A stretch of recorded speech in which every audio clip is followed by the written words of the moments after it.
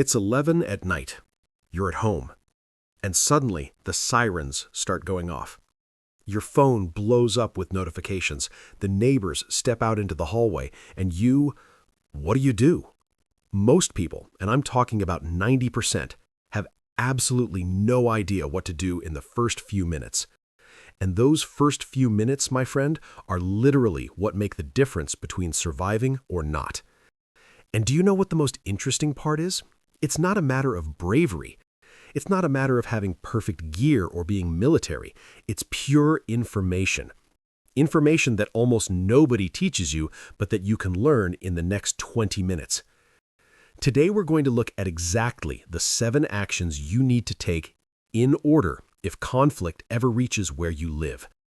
This isn't theory. This is the real protocol civilians use in active war zones, simplified so that any normal person can apply it without panicking. And stay until the end, because number 7 is the one people underestimate the most, and probably the one that saves the most lives. I know what you're thinking. This isn't going to happen to me, and I sincerely hope you're right, really. But look at what has happened in recent years. Ukraine, Gaza, Syria, Sudan.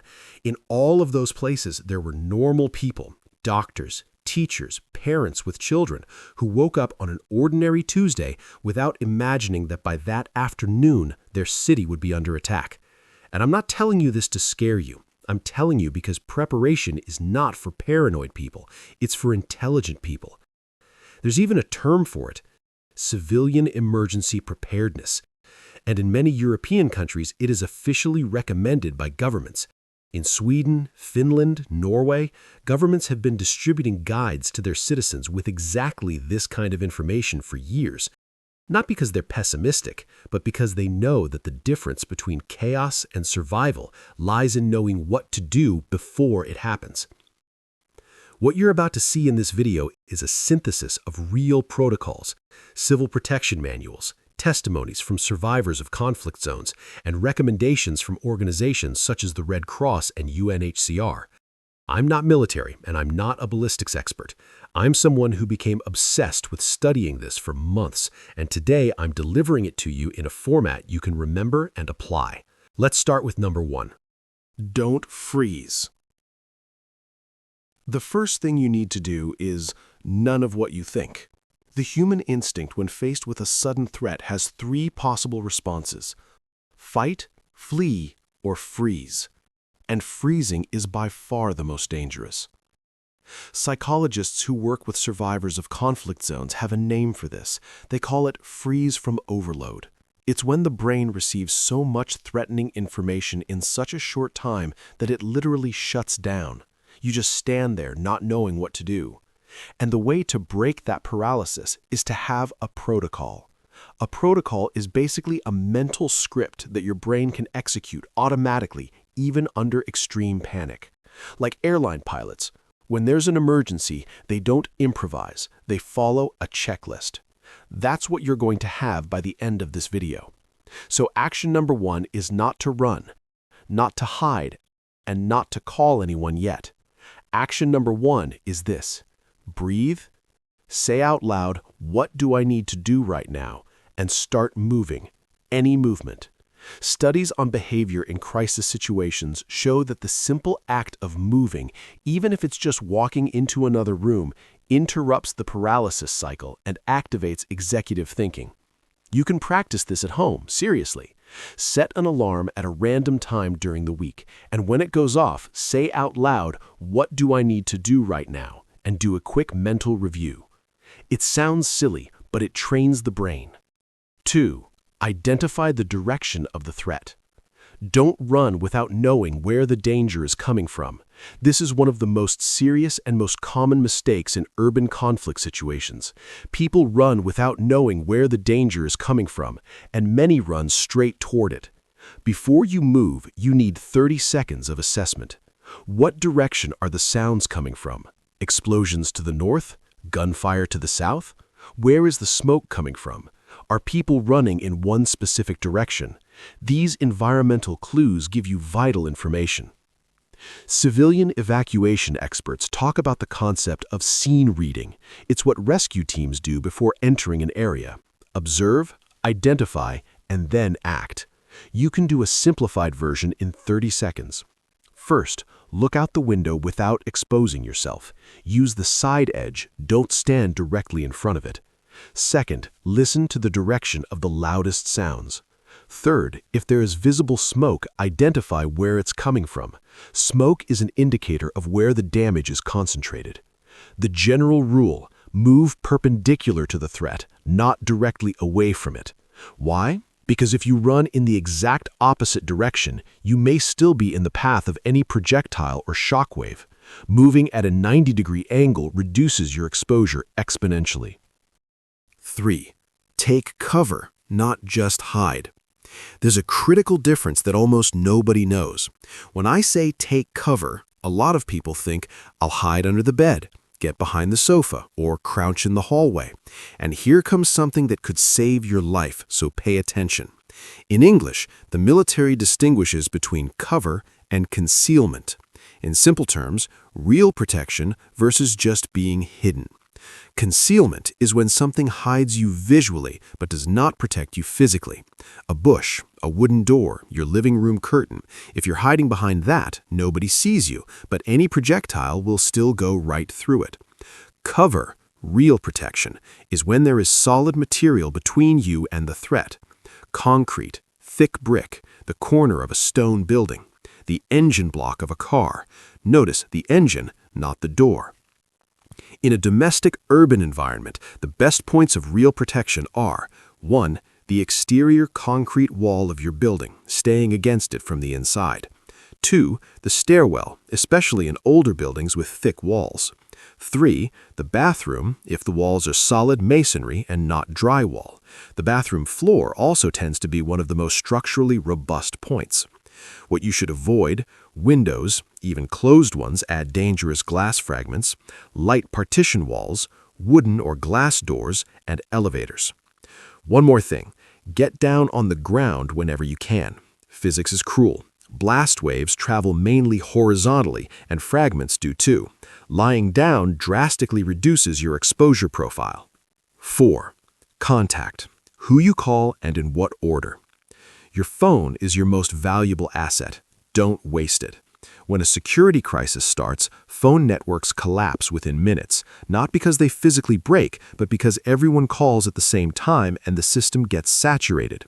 You have a window of between 3 and 10 minutes before voice calls become very difficult, so the order matters enormously. First, send a text message to your family member or emergency contact person. Just that, your location and that you're okay. SMS messages take priority over voice calls on saturated networks. Second, turn airplane mode on for 10 seconds and then turn it off again. This forces the phone to search for the best available signal, and sometimes it gets a connection when it couldn't before. Third, if you need to call emergency services, do it now.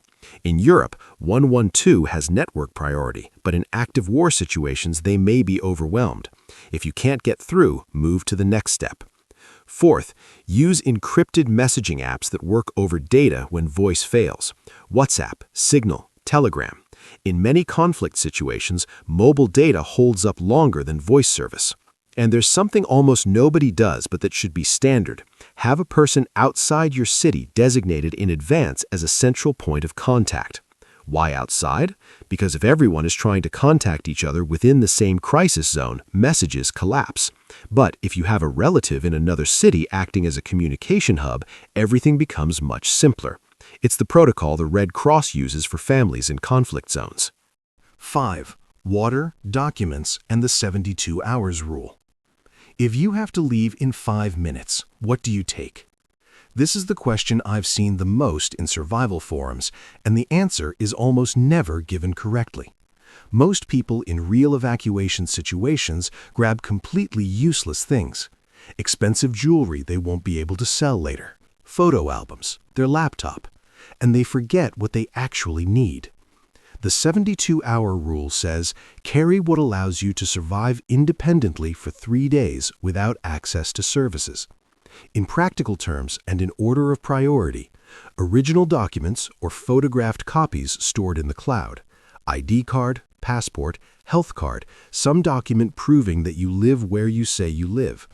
In refugee camps and checkpoints, documents are the difference between being processed quickly or being stuck for hours. Water. Minimum 2 liters per person for 24 hours. In an emergency backpack, ideally 4 to 6 liters. Water purification tablets if you have them. High-calorie foods, nuts, energy bars, chocolate. They are not for pleasure, they are fuel. Medication. If you take anything chronically, always carry at least a 7-day supply. It is one of the most critical and most forgotten factors. Cash. Electronic payment systems fail. Cash doesn't. Small bills, not large ones. Layered clothing, not to look elegant, for thermal regulation in any condition. Flashlight, lighter, portable battery charger. And what if you don't have any of that prepared? What if it's tonight? Then take only 3 things: documents, water, and medication. Everything else is secondary. With that, you have the essentials for the first moments. The recommendation many civil protection organizations give is to have a go bag, a backpack ready to leave with that you can grab in 90 seconds. It doesn't have to be expensive or military. A hiking backpack with the basics already prepared in an accessible place. 6. Safe movement in an urban environment. If you have to go outside, there is a right way to do it. There are situations where staying home is the right move, and there are situations where staying home gets you killed. How do you tell which is which? Simple rule: if the danger is outside but not close to your building, stay. If the danger is close to your building or inside it, fire, collapse, street-to-street fighting, leave. And when you leave, move like this. Stay close to walls at all times. Do not walk down the middle of the street. The center of the street is the worst possible place, exposed from multiple angles with no lateral protection. Cross intersections quickly. Intersections are points of maximum exposure. Before crossing, stop, observe, and cross fast without stopping in the middle. Move in small groups with spacing. If there are several of you, do not bunch up. Keep several meters of distance between people. In military terminology, this is called not clustering. A single incident can affect everyone if they are too close. Crouch down. You do not have to crawl across the entire city, but reduce your silhouette as much as possible, especially in open areas. If you hear a gunshot or a nearby explosion, get on the ground immediately, face down, hands on the back of your neck. This is not movie stuff. It is the standard protocol and dramatically reduces fragment injuries. Where do you move toward? Generally, in urban conflict situations, the safest areas are basements or ground floors of solidly built buildings, hospital facilities or Red Cross facilities if they are operational, and moving away from the front line while staying in urban areas with visual cover. Open countryside, contrary to what many people instinctively think, is one of the worst places during an active conflict. No protection, no resources, no help. The city, familiar and full of buildings, is generally the better option if you know how to move through it. 7. The most underestimated one. This is what actually saves the most lives, and almost nobody mentions it. You've gone through this whole guide waiting for this, and when I tell you, it may disappoint you at first. But listen to me. Action number 7 is manage panic, yours and everyone else's. I know it sounds less concrete than grab water or stay close to walls, but there is a reason why every military manual, every civilian survival protocol, and every testimony from people who have survived extreme situations agrees on this. Panic kills more than bullets. What does panic do? It makes you run without thinking. It makes you make useless calls that drain your battery. It makes you forget steps 1 through 6. It makes you spread chaos to the people who are with you, multiplying the problem. And above all, it makes you make decisions from fear instead of from logic. There is a technique used by special forces called box breathing. It is brutally simple. Inhale for 4 seconds. Hold for 4 seconds. Exhale for 4 seconds. Hold for 4 seconds. Repeat 3 times. In less than a minute, this technique activates the parasympathetic nervous system, which is basically the emergency brake for your stress response. Navy SEALs use it before operations. Emergency surgeons use it. It works because it is not self-help psychology. It is pure physiology. But it's not just for you. If you're with family, with children, with frightened people, your calm is contagious, just like panic is. The calmest person in the group automatically becomes the leader. You do not have to be brave. You just have to breathe and take the next logical step. And there is something else I want you to take away from this. Mental preparation, having watched this video, having a protocol in your head, already gives you a huge advantage over paralysis. Studies on emergency survival consistently show that people who have had some prior training or information, even basic, perform better under pressure. Not perfectly, better. Your brain in a crisis situation looks for familiar patterns to execute. If the only pattern it has is, "I don't know what to do," that is what it will execute.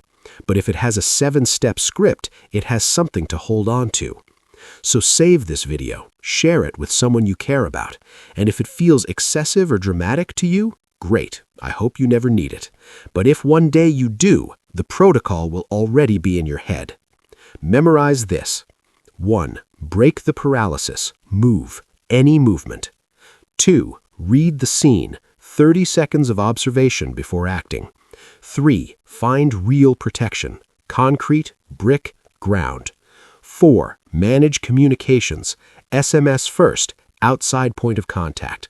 5. Documents, water, medication, the 3 essentials. 6. Move correctly. Stay close to walls, cross fast, don't bunch up.